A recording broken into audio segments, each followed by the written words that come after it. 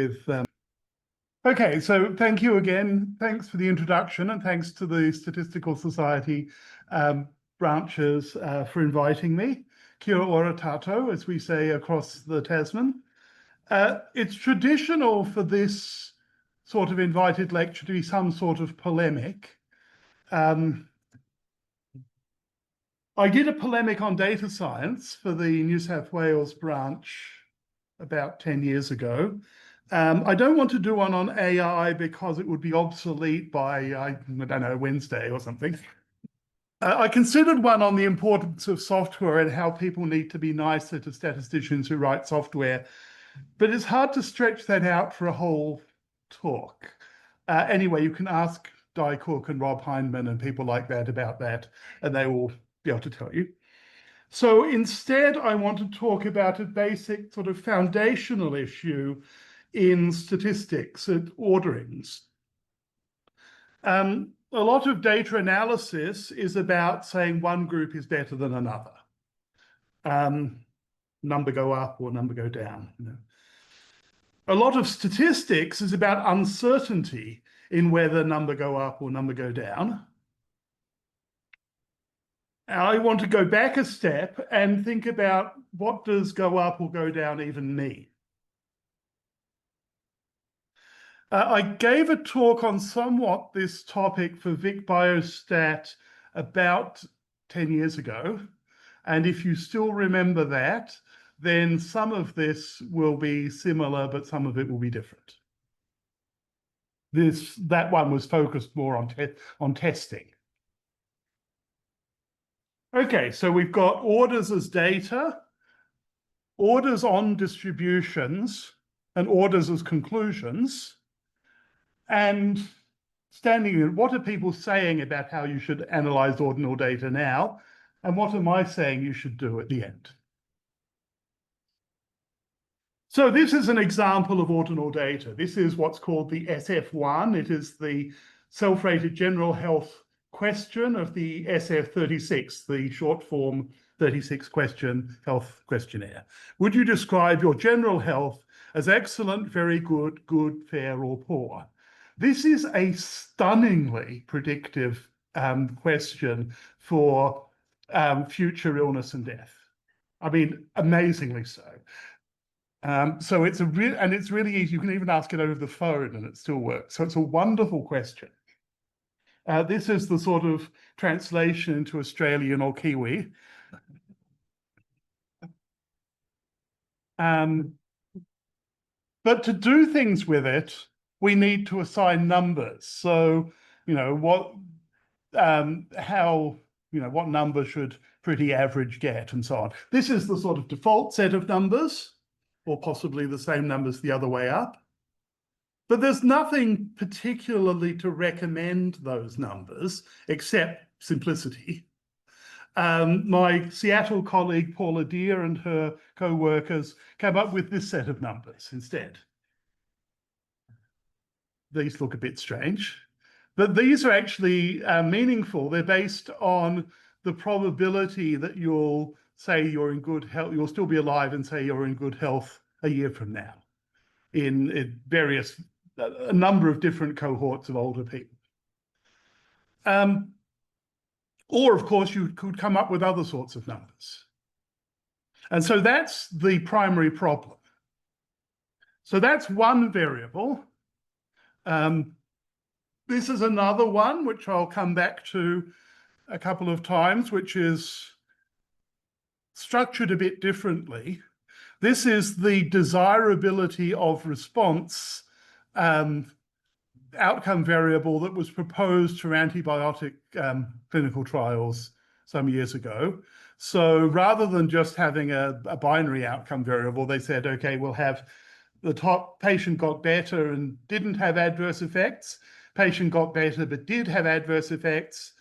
Patient survived but didn't get better, or patient survived, didn't get better and had adverse events, patient died. And we can agree pretty much that this is the correct ordering for that set of possible outcomes. And so that's the point, that these outcomes are ordered on how desirable they are. The nice thing about setting it up this way is you don't have to assign numbers to it, so it can look like the easy option. And you get these sorts of things outside medicine as well. So this is my local Vietnamese cafe. People get star ratings, 1 to 5 stars. 0, 1, or 2 thumbs up. And the sort of personal example for many of us, student evaluation scales. And again, these are all ordinal scales. There's a clear ordering. It's not obvious what numbers you want to apply to them, but people still tend to assign simple numbers and compute averages or something. This is another one that's slightly different. This is the Beaufort-Wind scale, as interpreted. The things on the left are actually pretty close to the original Beaufort-Wind scale, which was based on what rigging you needed for a Royal Navy sailing ship back in the day. The things on the right are interpolated more recently. Wellington in New Zealand on Thursday. So so the thing that's different about these, again, it's just an ordinal scale when it was created by Beaufort back in the day. But on the other hand, you can, of course, go out and measure the wind. You have one of those little propeller beanie things, and you can go and see how fast the wind is going. And there is, in fact, an objective underlying scale of numbers there. But when Beaufort invented the Beaufort scale, well, there still was, I suppose, an objective underlying set of numbers, but you couldn't measure it. There was no access to it. So that's slightly different from some of the other ordinal scales I've put up. So ordinal data, you've got an unambiguous ordering, and either there's no unique way to assign numbers to the levels, or there is, but it's not accessible. There is, in theory, says there's a preferred numerical set of numbers, but you don't know what it is. You can't get it. So this has the advantage you don't need to make your collaborators assign numbers to the level. So in some ways, it's the easy option. So what do people do with these data? Well, here are a little bit of web searching, some reasonably representative examples of what people say about ordinal data. So they're invariant under monotone ordered transformations, which means that the labels indicate only a rank order. Thus, the results of statistical treatments used should not be affected by any kind of ordered relabeling of the scale categories. This is a purist position. Ordinal predictors are commonly used in regression models. They are often incorrectly treated as either nominal or metric, thus under or overestimating the information contained. Stevens argued that because of the assumption of equal distance between categories doesn't hold, the use of means and standard deviations was not appropriate. Now, Stevens' 1946 seems to be getting a lot of the blame here. Let's see what Stevens' 1946 actually said. He says that in the strictest propriety, you shouldn't be going around meaning and standard deviationing these things. On the other hand, it actually works, so people shouldn't get too thin about it. Who also goes on to say, though, and I think this is interesting, that means and standard deviations computed on an ordinal scale are in error to the extent that the successive intervals on the scale are unequal in size. Now, that has underneath it a very clear assumption that there is such a thing as the successive intervals on the scale. So he's clearly thinking about something like the Beaufort scale, something where there is a genuine, well-defined, unproblematic latent variable and the question is just, have you chopped it up into the right size bits? That's, I think, not the most common sort of ordinal scale in statistics, but it is, and it's interesting that that's more or less what he's assuming. So what can we do, though, that respects the ordinal scale? So people have said that you want, no arbitrary assignment of labels to categories, invariance to assignment of labels. The analysis uses only the ordering. And this is related to sort of group equivariance ideas, that ratio level variables analyses are equivariant under change of units. If you go from centimeters to meters, all that happens is your answer is in meters instead of centimeters. The interval level scales are equivariant under rescaling and moving the origin. If you go from Celsius to Fahrenheit, you may have to say Fahrenheit degrees rather than degrees Fahrenheit, but it's basically going to work out. And nominal scales are invariant under arbitrary reordering. There's no particular, you can put the categories on your dot plot in any order. There's no reason to put Alaska and Alabama at the top. And those are all true. The equivalent for ordinal data is invariance under monotone relabeling. And the problem is that doesn't match how people want to use ordinal data. So the strong form of that invariance is that it's meaningless to say one set of labels is preferable to another.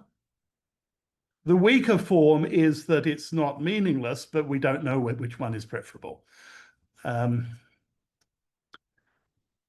Okay. Rank tests are a popular thing people do, but they, of course, don't respect the ordinal scale. So if you take, say, the Wilcoxon test, it compares the mean rank in two samples, and the mean rank is an arbitrary labeling of the categories. It assigns numbers arbitrarily for mathematical convenience to each category. And in fact, the labels for one sample depend on the distribution of categories in the other sample. So not only are they arbitrary, they're not even sort of arbitrary and local. It's invariant to monotone transformation of the input data because it ignores the input data except for the ordering, but it's not invariant to monotone reassignment of the actual mean ranks. You could have if you had an analysis that depended on ranks within each sample, then it would be invariant, but it would also have no information because the ranks within a sample only tell you about the sample size. So rank tests don't really respect the ordinal scale, but is there a way around this? And yeah. Well, the other approach is ordinal models. So there are perfectly nice families of generative models that produce ordinal families of distributions, the proportional odds model and other cumulative link models, some log linear models, the Cox model, accelerated failure models.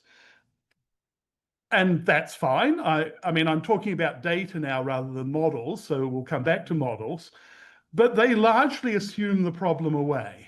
So the proportional odds model says that you don't need to care what the numbering is because we know how the probabilities relate to each other as you change the linear predictor. And there really is a one-dimensional family here. So there's a preferred summary by construction, even if there isn't on domain graphs. There are two problems that sort of fundamentally underlie this, and they're problems of generalizing orderings. So the first problem is generalizing orderings from one observation to a distribution. This is the point of the title, laws in the sense of distributions. So if we have the SF1, above average, average, a bit average, pretty bloody average, obviously, if we have an intervention on a group of people that moves one person from above average to a bit average, and another intervention that moves one person from above average to pretty average, the green intervention is better. And that depends only on the ordering. There's no complications here at all. I'm not trying to be tricky here. It really is that simple. But if we have a treatment that moves one person from category 1 to category 3, and one versus one that moves one person from category 3 to category 5, then the ordering doesn't tell us which treatment is better. Or if we have a treatment that moves 3 people from category 1 to category 3, and one person from versus one person from category 1 to category 4, which treatment there is better? So we can say that, a heart attack, a death is worse than a heart attack, but is a death worse than 3 heart attacks, or 12 heart attacks, or whatever? And that's the fundamental problem, that you can't go from orderings on a single person's data. There's no general method to go to orderings on a group's data. So that's the first of the 2 big barriers to to an easy life with ordinal data. The second of the 2 big barriers is that from an ordering on 2 samples, you don't get an ordering on more than 2 samples in any unique way. So suppose you've got 3 groups, and you do pairwise tests between the groups, or pairwise non-test comparisons if you hate tests. There are 8 possible results, 2 to the power 3, of pairwise comparisons, assuming you can't have equality. There are only 6 possible orderings. So 2 of the possible sets of outcomes to tests, 2 of the possible sets of outcomes to pairwise comparisons don't correspond to an ordering. And if you think about it, that's actually pretty obvious. There are 2 orderings or non-orderings. There are 2 results of pairwise comparisons that are as non-ordering as possible. The 2 rock, paper, scissors results. So if you're comparing to rock, paper, and scissors, paper beats rock, scissors beats paper, rock beats scissors, and that doesn't correspond to an ordering. And then there's another one the other way around, and then there are the 6 possible orderings. So there's 2 non-orderings that can come out of doing pairwise comparisons. If you do pairwise comparisons on 3 groups, you're not guaranteed to come up with an ordering of the 3 groups. And the problem obviously gets worse as you increase the value of 3. The number of results of pairwise comparisons goes up exponentially, and the number of orderings doesn't quite. Now, the rock, paper, scissors ones are actually really interesting because they're the idea that it's not ordered, that it's not transitive in the technical sense, is a feature. It allows you to do fair decision-making without a trusted source of random numbers. And this is a great piece of basic mathematical technology. And it's been discovered independently in a bunch of different cultures. My favorite version from somewhere in Asia is the hero, tiger, tiger's mother. So hero kills tiger, tiger kills tiger's mother, kills hero's mother can boss the hero around. So these are, it's a really mathematically interesting concept, but it's not all that easy to find a use case in data analysis. Because normally we want to say that one group is better than another, and if group A is better than group B and group B is better than group C, we would like to conclude that group A is better than group C. If somebody else has done a trial saying that this treatment's better than placebo, and you show that your treatment's better than this treatment, it should be better than placebo.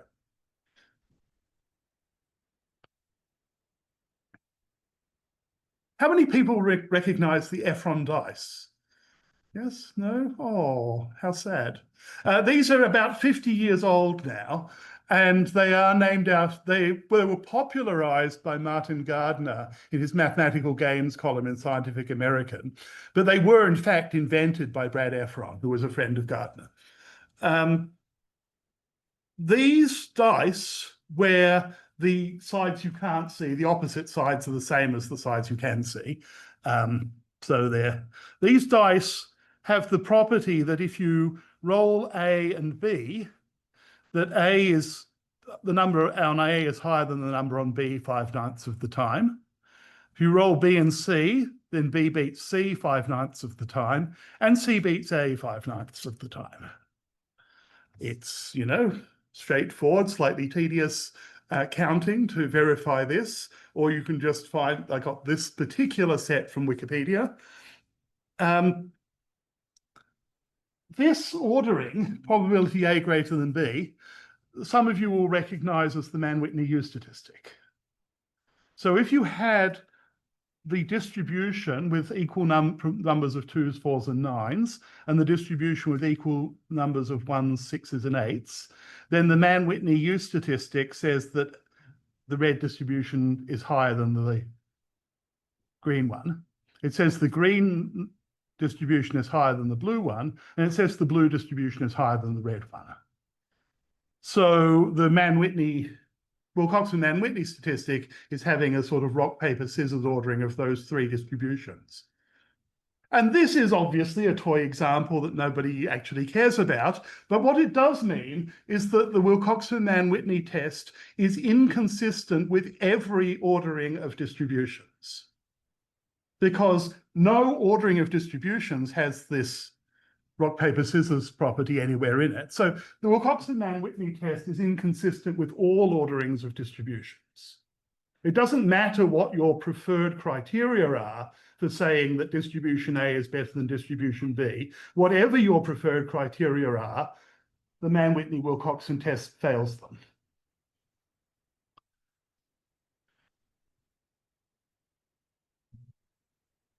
You can do a 3-sample Wilcoxon test, which in the manner of statistics history is called after other people. It's the Kruskal-Wallis test. If you do the Kruskal-Wallis test on these 3 distributions, then the answer as to whether A is better than B depends on how big a sample size you have for C. If you have the same sample size for A and B and a small sample size for C, then A is better than B. If you have twice as many C's as A's or B's, then A and B are about the same. And if you have a lot more C's than A's or B's, then A is less than B. I don't think this is a terribly desirable property. The t-test, of course, can't have this sort of pathology because it's based on orderings of single numbers, and single numbers are well behaved. Arrow's impossibility theorem, which is important in voting, basically says that you can't turn between sample orderings, like the Mann-Whitney U statistic, into a test that satisfies basic sanity conditions like this independence of irrelevant alternatives condition. So transitivity, which is a fairly important property of orderings, needs a numeric summary. This we actually have a paper about, but the idea is that if you've got a test that orders things, then it defines an ordering. What it technically defines is a pre-order or a weak order, something where you're allowed to say that 2 things are the same. So for the t-test, things are ordered by their means. If the mean of A is bigger than the mean of B, then it's higher. If it's less, then it's lower. If the means are equal, then they're equal. So that gives you a thing called a pre-order. You can take equivalence classes. So lump together things that have got the same mean. And then that gives you equivalence classes on which you have a linear order. And then order theory is actually remarkably painful, but any reasonable linear ordering can be coded by real numbers. And for various levels of strictness of reasonable, this has been proved by people at various times. Fréchet proved a version of it a long time ago.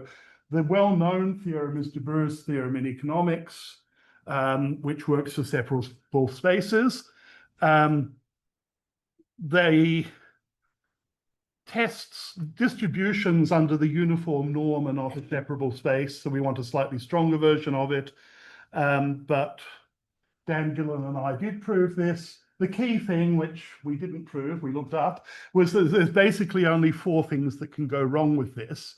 One is the thing you get if you have a test based on one statistic, like say the lower quartile, and you tie break on another statistic like the upper quartile. This gives you a useless test, but it's at least a sort of sane and reasonable useless test.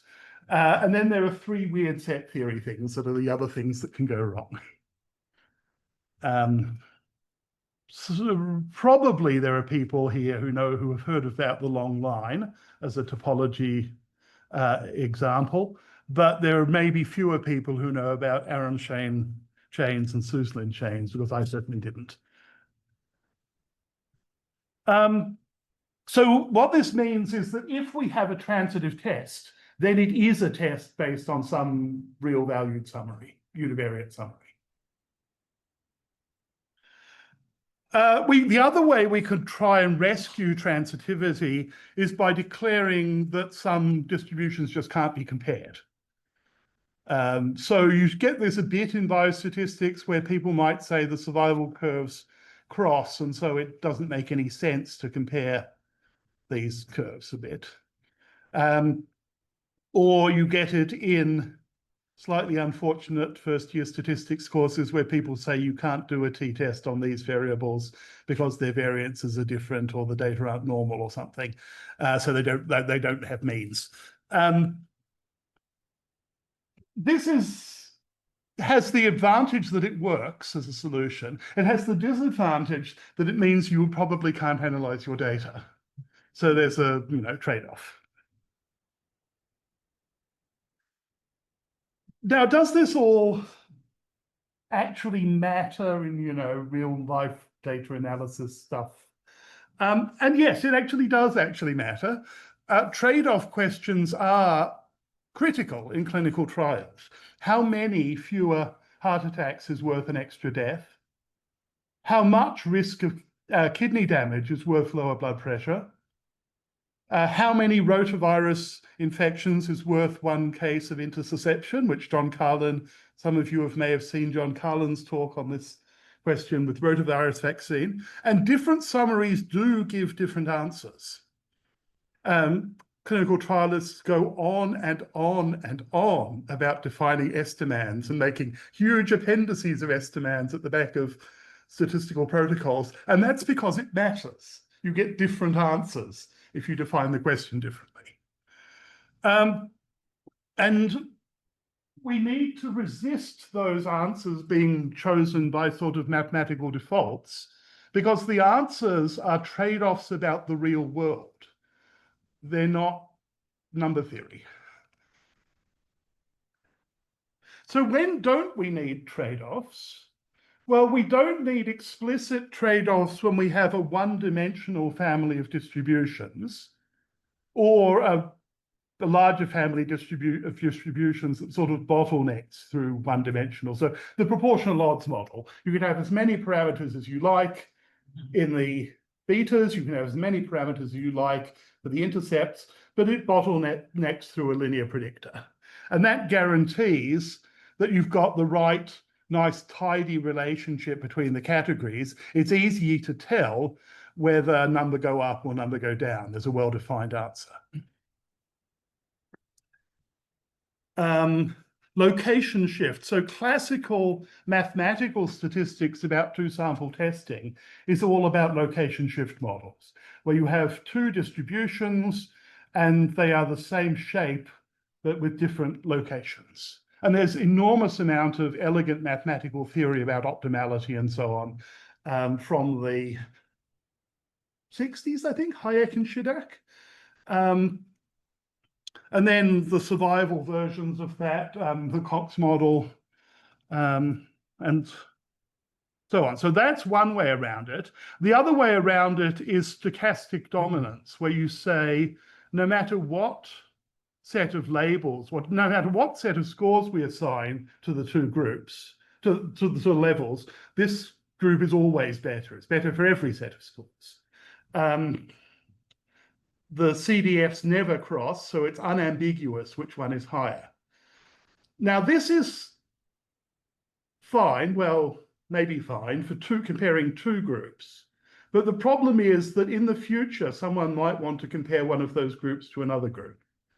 And that's where things then get complicated, because you then want stochastic dominance against all those groups that someone might reasonably want to compare. Also, I mean, again, I'm a biostatistics type person, but what this comes down to saying in a clinical trials context is if a treatment helps someone, it can't harm anyone.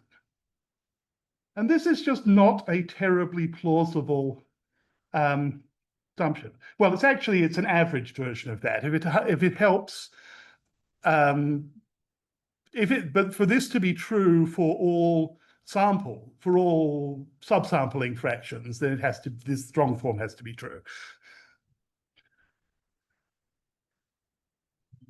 And the main thing I've got about this, I mean, I don't mind compromises on some of this stuff. It's more that nobody thinks about it, or nobody talks about thinking about it, or nobody writes about talking about thinking about it, or whatever. And you get statements like this one from people who I would normally be very uncomfortable criticizing. This is about comparing the t-test to the Wilcoxon test. And they're saying that the asymptotic efficiency of the Wilcoxon test relative to the t-test is always at least 0.864.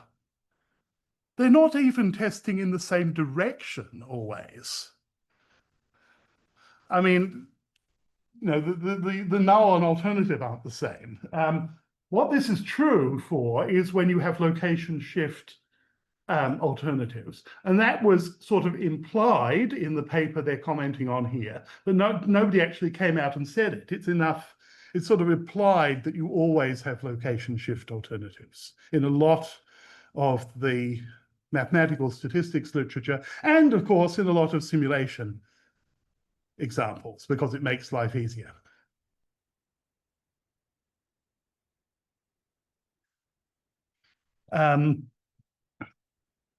A published comment on this for the Wilcoxon test comes from a paper by Zaremba, who was an Austrian mathematical statistician, I think. If the absence of shape differences can be sufficiently accurately judged at a glance, one does not see the necessity of applying the ritual of the test in order to judge a much simpler property of the two distributions, such as equality of means. Or as Scott Emerson put it, these distributions are the same shape, but you don't know which one is higher or lower. So it's, knowing that in a sense, so the point there is that knowing something is a location shift family is really a much stronger condition than knowing whether the treatment is good or bad.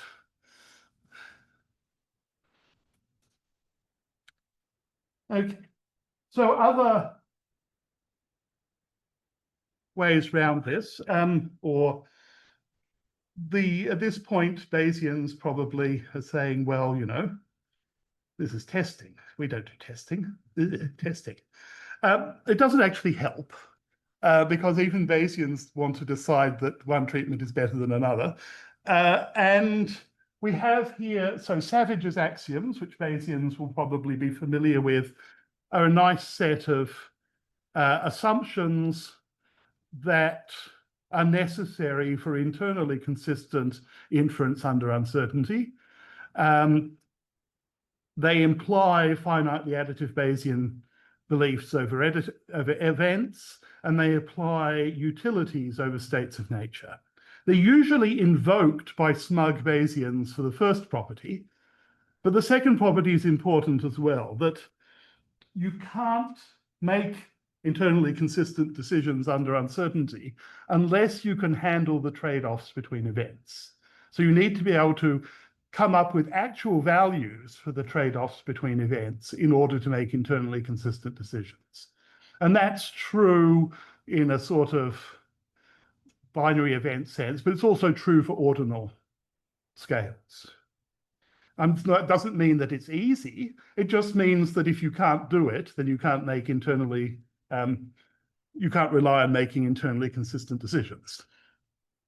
As with priors, you can try and look at the results over a community of possible utilities. You can look at the results over different possible sort of numbers assigned to your categories. And this is a good thing to do. Sensitivity, it's good to understand sensitivity. It doesn't make the problem go away, but it's still a good thing to do. It either tells you that the trade-offs didn't matter very much in this case, or that they do matter in this case. And in the first setting, yeah, that's what you were assuming. In the second setting, you have a problem. Back to ordinal models.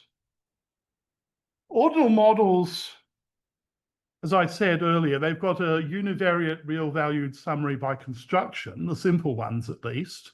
You could also have ones that are sort of equivalent of location scale models. There are things called stereotype models. They could do with more research on robustness of interpretation. So one of the nice things about LM and GLM is that they are models for means, and they're models for means in a relatively non-parametric way, that even if the distributions are not the distributions you would have liked, they're still models for means. And this is one of the sort of attractive things about them. And it's not clear to what extent there is a sort of robustness of interpretation like that for ordinal models or for the Cox model or whatever. It can't be true uniformly because the score tests for those models are rank tests and we know they're dodgy. But it could be true there could be some useful facts about robustness of interpretation that are true. Transitivity holds within model fits when you're fitting say a proportional odds model because it's got numbers in it. But between model fits, there's no guarantee. And again, we know it can't be true in general. So if you fit a proportional odds model to compare one set of scenarios and someone else fits a proportional odds model to compare an overlapping set of scenarios, we don't know enough about when it will make sense to combine the conclusions. You could, if you're a Bayesian, for example, just compute marginal distributions of the outcome at covariate values of interest, either just from your MCMC samples or with a tool like the marginal effects package. And again, I think this is a great approach to data analysis. But all it does is put you back where you were at the start with respect to the ordinal trade-offs problem, because you have an ordinal distribution and another ordinal distribution, and you have to decide which one you prefer. So it's good, but it doesn't actually solve this problem.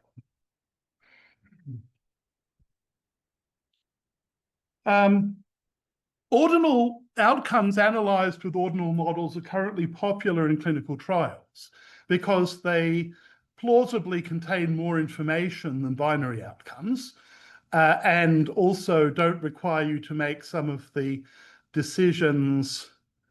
uncomfortable decisions in constructing composite binary outcomes. However, it matters in that setting whether stochastic dominance across interventions is plausible and true. And here, data and expert opinion can be useful. The example I showed earlier, the DOR outcome for antibiotic trials, there is absolutely no reason at all why stochastic dominance should be true here. Stochastic dominance more or less implies that more effective treatments will have fewer side effects. And for the experience with antibiotics is basically the reverse of that. Because the only reason you use the more toxic treatments is because you think they're more effective.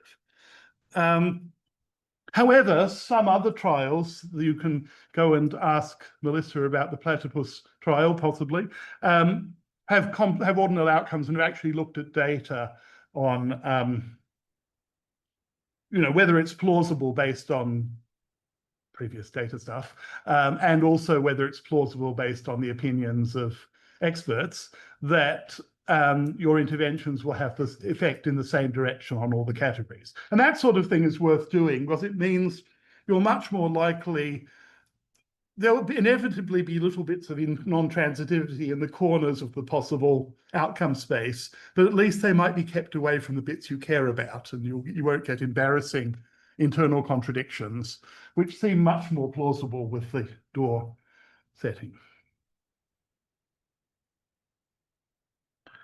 So, manifesto. I think that statisticians should understand and say more about the importance of trade-offs in comparing groups. That if you want to say that one group is better than another in some respect, then that implies a utility over states of nature. In the ordinal case, it implies being able to assign actual numeric preferences to categories. If you can't do that, and you may very reasonably not be able to do that, but if you can't do that, you can't say which ones are better. And you need some other approach. You may be able to say, well, we can, if it's, say, a clinical trials question, well, it depends on what value the patient attaches to different things. And you can then go through the labor for you and for the patient of trying to work out what they feel. And this, this comes up in particular cases where there's plausible disagreement about what side effects are worse, whatever. But the trade-offs are needed. They're not just for people who don't understand monotone invariance. Defining better or worse should come before uncertainty.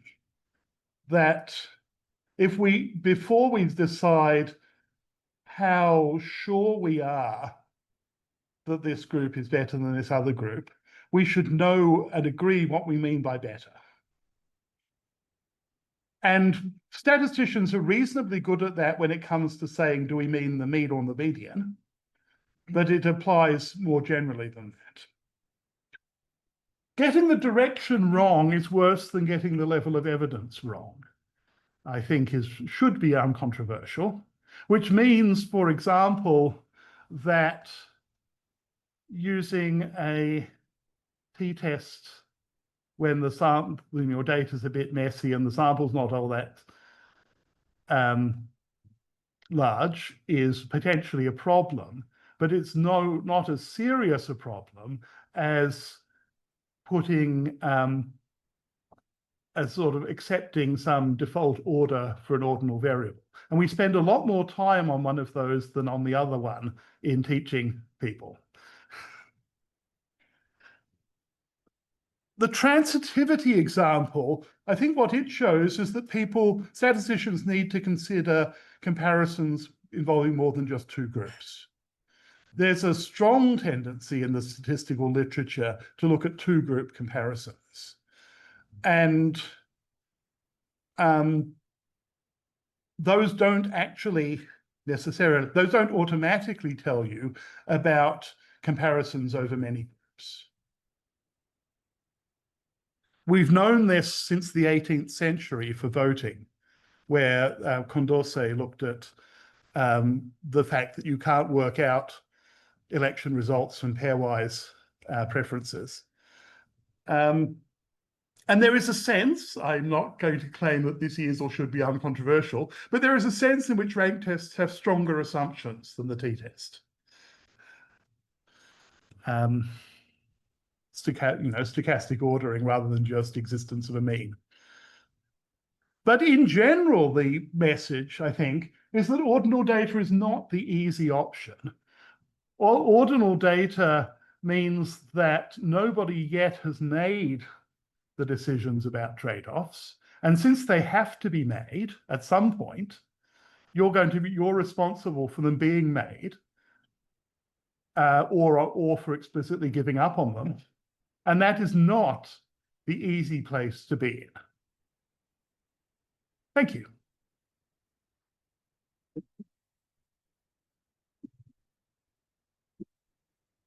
Any questions? In that DORS scale, got 5 options. Yep. And seems like part of the difficulty is we're missing 2 different types of things. Adverse Yes. outcome. Yes, we're missing 2, yes. Yeah. So it would be more insightful, at least, to separate it into 2 separate outcome variables. So you can just make an inference about adverse outcomes and make an inference about. You could, I mean, I think that would be a good thing to do, but it doesn't solve the problem, which is that you need to decide. You still need to, in the end, decide whether the adverse effects are worth, the treatment benefit is worth the adverse effects. So I think, yes, you should model them separately, but that doesn't make the trade-off problem go away. It just makes the modeling easier. Yeah. I think it means that you can pass that to someone else because you can give insight through summarizing the results clearly in a way that might be easier to think about by someone. You potentially, at least if you trust somebody else, then you can pass it to them. Yes. Yeah.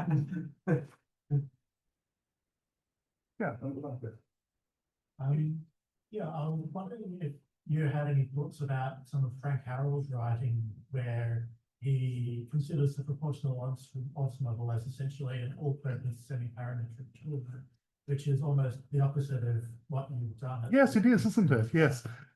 Yes, I have talked about this I have given earlier versions of this talk at Vanderbilt, so I have a reasonable grasp on what Frank Harrell thinks about it. We have certain unreconcilable differences, basically that are about how often it is that these things matter. So he does, of course, agree that trade-offs are important. He thinks that transitivity is a much less important problem than I think it is. I think that's the key, both in terms of how often it's likely to happen and in how much you should care that it does sometimes happen. So I think that's my big difference with Frank on this. I'm trying to be fair about, since he's not here.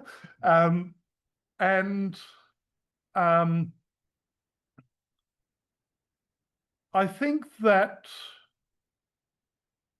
there are advantages if you want for complicated relationships, there's advantage to sort of transform both sides models that have been used quite a bit in biostatistics. And the proportional odds model is not far from one of those. It may even be one of those from the correct point of view. So I think it's a useful tool, but I do worry about the transitivity problem if there's no reason to be reassured about it, as in, for example, the Door case. I would not be very happy. On the other hand, I am involved in a Bayesian adaptive platform trial that's planning to use an ordinal outcome, and where I think we do have reasonable reassurance that the interventions will have consistent, coherent effects on it. So, yeah. Another question? Yeah, do we not have the same sort of trade-off even with continuous outcomes?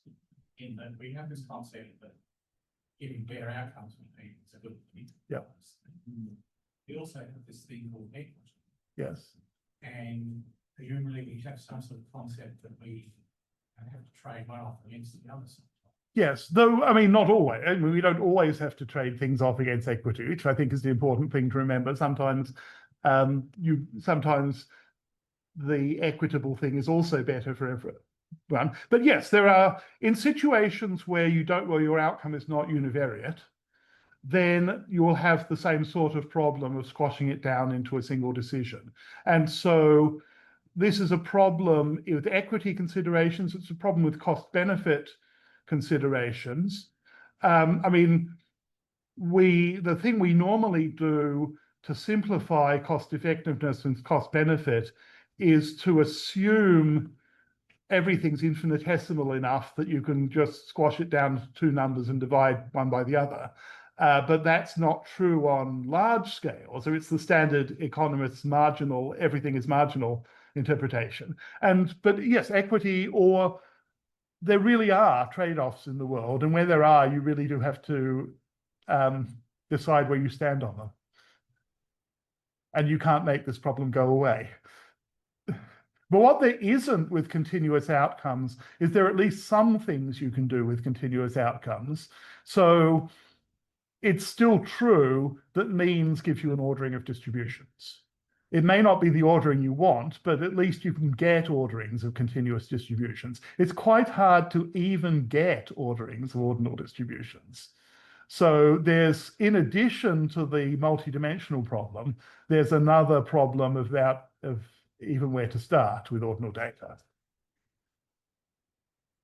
I should take my right as the opportunity to ask the last one, or make the last comment. I want to rise to your challenge about Arenshine. As it happens, Arenshine trees were something in my PhD. Long time ago. I can't even remember what they were. But better than that, my mother knew Arenshine in the 1940s. Well, okay, I'm impressed. Thank you very much. Thank you.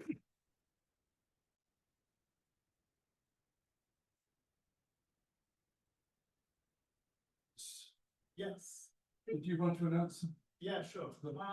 Yeah, so we multiplied hotel just down the road. With, chalk like we did in the old days. Okay, so thank you again. Thanks for the introduction, and thanks to the Statistical Society branches for inviting me. Kia ora tato, as we say across the Tasman. It's traditional for this sort of invited lecture to be some sort of polemic. I did a polemic on data science for the New South Wales branch about 10 years ago. I don't want to do one on AI because it would be obsolete by, I don't know, Wednesday or something. I considered one on the importance of software and how people need to be nicer to statisticians who write software, but it's hard to stretch that out for a whole talk. Anyway, you can ask Di Cook and Rob Heinemann and people like that about that, and they will be able to tell you.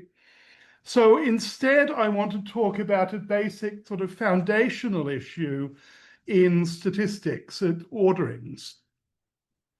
A lot of data analysis is about saying one group is better than another. Number go up or number go down. A lot of statistics is about uncertainty in whether number go up or number go down. I want to go back a step and think about what does go up or go down even mean. I gave a talk on somewhat this topic for Vic Biostat about 10 years ago. And if you still remember that, then some of this will be similar, but some of it will be different. That one was focused more on testing. Okay, so we've got orders as data, orders on distributions, and orders as conclusions.